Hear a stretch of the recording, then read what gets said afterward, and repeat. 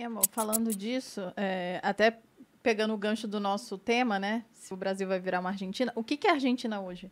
Tem gente que não está acompanhando. Cara, a Argentina hoje tá bizarra. Explica qual é a situação dela e porque a gente está falando de coisas que a gente pode acontecer, que são parecidas com o que aconteceu lá, e agora eles estão vivendo uma situação. Tem gente que não está acompanhando. O que que é isso?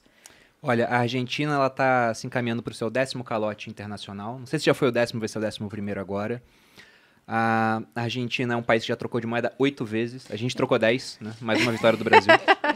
Não, mas a Argentina é o país que passou pelo maior lockdown do mundo. E hoje na Argentina, de cada 10 argentinos, 4 estão em situação de pobreza. Então eles pioraram muito, de maneira muito aguda.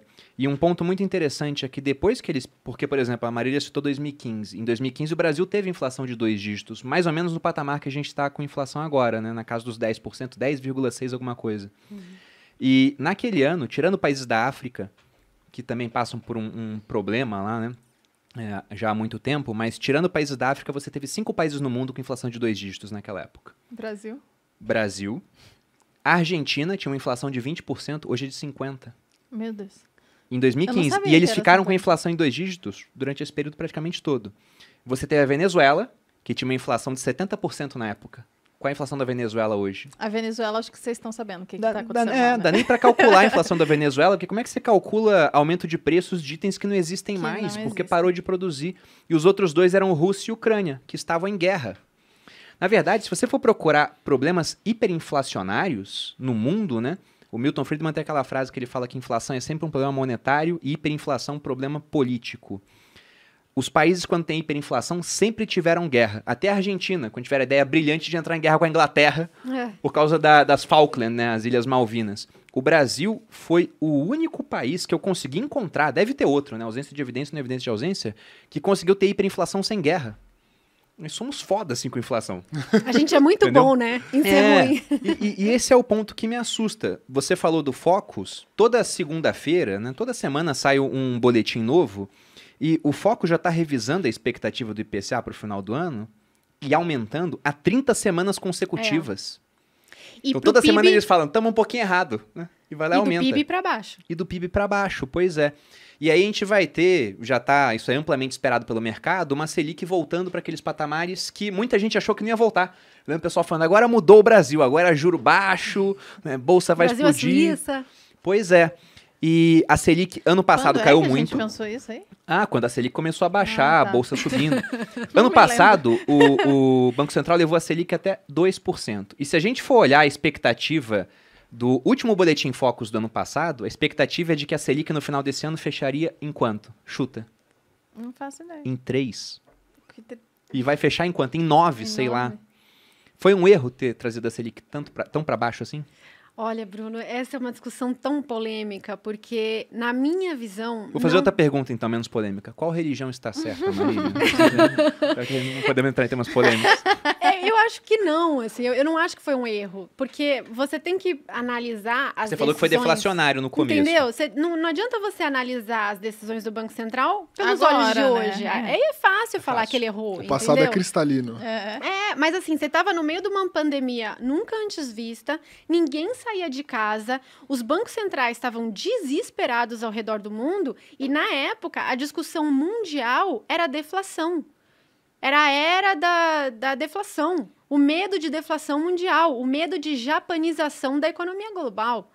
E aí, quando o Banco Central viu uma pandemia dessa e uma inflação e uma deflação no Brasil, né, ele ficou com medo. E aí ele jogou. Tanto que a discussão na época era o lower bound, né, que é assim, até onde a Selic pode cair para a gente não acabar desarrumando tudo, desarranjando todo o setor financeiro. Então, eu acho muito fácil falar hoje, o Banco Central errou. Mas com as informações que ele tinha na época, eu acho que ele fez o que ele tem que fazer. O Banco Central, eu falo muito isso para as pessoas no Insta, o Banco Central, ele não pode fazer o que ele quiser com política monetária. Ele tem um modelo de reação. Como é que funciona um Banco Central? Isso é legal, né? Por que o Banco Central sobe ou cai a Selic? Ele tem um modelo econométrico. Né? Ele coloca lá várias variáveis, inflação, câmbio, expectativa, atividade, e esse modelo cospe uma projeção de inflação. Aí ele olha esse modelo e fala assim, a projeção de inflação tá 4. A minha meta é 3. Então, tá acima da minha meta. O que eu vou fazer? Eu vou subir a taxa Selic. Ah, não, a inflação do meu modelo tá 2 e a minha meta é 3. O que eu vou fazer? Eu vou cair a Selic. Então, o Banco Central é uma instituição técnica. Ele não pode fazer o que ele quiser. Isso me lembrou como funcionam as casas de jogos. E tem um ponto... Não, e tem um ponto Porque legal. é porque tem isso, né? Se sair tanto, eu tenho que colocar tanto. Eles não têm escolha, né? Isso. Exatamente, ele não deveria ter escolha, né? Ele deveria ser uma coisa assim, quase automática. E tem um gancho legal, né? Porque, assim, ao longo desse governo, uma coisa que a gente votou, que o governo votou finalmente a independência do Banco Central. Porque imagina o seguinte... O Banco Central ele deveria ser meramente técnico. Então, você tem lá as metas de inflação e o que o Banco Central não pode correr o risco de caminhar para uma argentinização é se o presidente do Brasil chegar lá e falar assim, olha, é o seguinte... Se não for mais técnico, for político, né? Exatamente. Então, assim, a gente caminhou, né, com a votação. E como é que ficou isso depois? A gente conseguiu votar sim, no final? Sim, saiu, o Banco né? Central é autônomo. Mas é porque chegou a ter um momento que entraram lá com um processo para voltar. No STF e depois passou. Mas depois passou, né? Então, assim, isso é um ponto importante do Brasil. Né? Acho que foi um avanço. Foi um grande avanço. Então, acho que esse é um ponto positivo. Que talvez não dure muito também, vai saber, né? O problema é, para você demitir hoje um presidente do Banco Central, é muito mais difícil. Você precisa do Senado. Mas se ele não cumpre a meta de inflação, o Senado tem motivo para demitir ele. Então, assim, é mais difícil, mas é uma decisão política ainda. E num cenário que a gente está, que o Banco Central não está cumprindo a meta de inflação, poderia acontecer. A Marília vai recapitular melhor do que eu. Isso aconteceu no governo Dilma. Então... Né? Gestão do Tombini. Exatamente. Do Pombini, que a gente chama. Pombini, né? Então, com medo, né, do que ia acontecer com o Brasil, né, o Banco Central precisaria aumentar a taxa de juros, a Dilma foi lá e deu uma canetada falando assim, olha, você não vai poder aumentar no ritmo que vocês querem, porque isso vai prejudicar o meu governo. E até caiu mais do que o mercado esperava, né? Ele jogou a Selic em 7,25, que era o low histórico da época, e quando claramente o mercado já estava sinalizando que aquilo era muito baixo. Mas não foi o que aconteceu agora. Quando ele jogou para o 2%, tinha muito economista muito relevante de mercado falando que dava para ir, inclusive, além. A gente tinha taxa... falando em zero. Exatamente. No mundo todo a gente tinha taxa de juros negativas, né? Então imagina, taxa de juros negativa. Eu não sei se as pessoas entendem, mas quando a gente fala de Selic, taxa de juros, é básica. Eu, como leiga, entendo assim. Tá ajudando a economia, o pessoal consumir mais, né? Contratar mais, fazer coisas a mais. Então, vai continuar consumindo. Por exemplo, na pandemia que você falou que baixou os juros, baixou a Selic, é para isso, porque ninguém estava consumindo. Então, vamos baixar para poder ajudar o pessoal a consumir. Não só baixou, como ainda deu dinheiro. Sim. Foi. Já teve esses dois troços aí. O crédito, ele impulsiona muito, né? Assim, tem o crédito do pequeno produtor, tem o crédito do cartão de crédito, que no Brasil é muito, muito alto. Tem o crédito imobiliário, então, com crédito mais baixo, o imobiliário no Brasil é muito forte. Então, como você tem um financiamento imobiliário mais baixo, você consegue, né, comprar sua casa, e aí, né, compra tua casa, você aquece a economia em todos. O que muita gente fez ano passado, aproveitando. Muita gente. Exatamente. O crédito imobiliário bombou. E é muito louco essas distorções, porque, assim, a gente pela primeira vez viu, nesses momentos loucos de taxa de juros subindo e caindo, um crédito imobiliário mais estável do que a gente via antes. Imagina para o banco, né? Um país que tem a taxa de juros que muda tanto e que tem uma imprevisibilidade... Como é que o banco se sente confortável de oferecer um crédito de 30 anos? Ele tem que fazer hedge. Não tem como ele saber, né?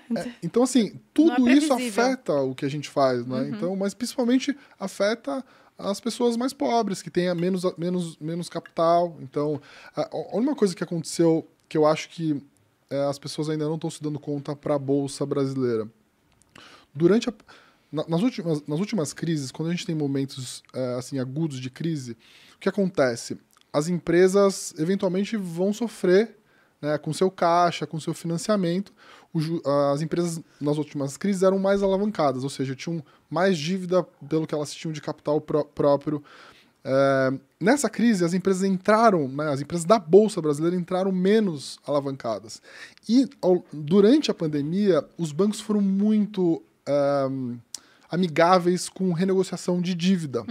Então, as empresas da Bolsa, diferente das empresas médias e pequenas, que é a maior parte da economia, se você for pensar, as empresas, as maiores, as mais relevantes, conseguiram se refinanciar a taxas muito baixas, uma condição muito melhor.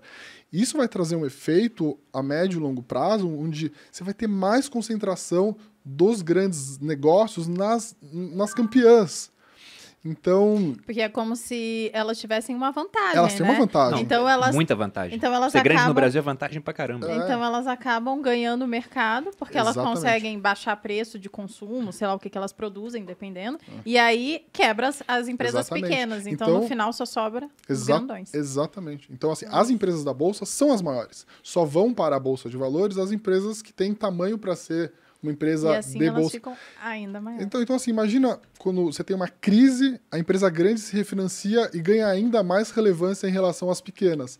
Assim, ela pode sofrer mais 1 ou 2 anos, mas quando isso voltar, ela eventualmente quebrou ali as médias e pequenas, né? Isso é ruim, esses choques todos são ruins, né?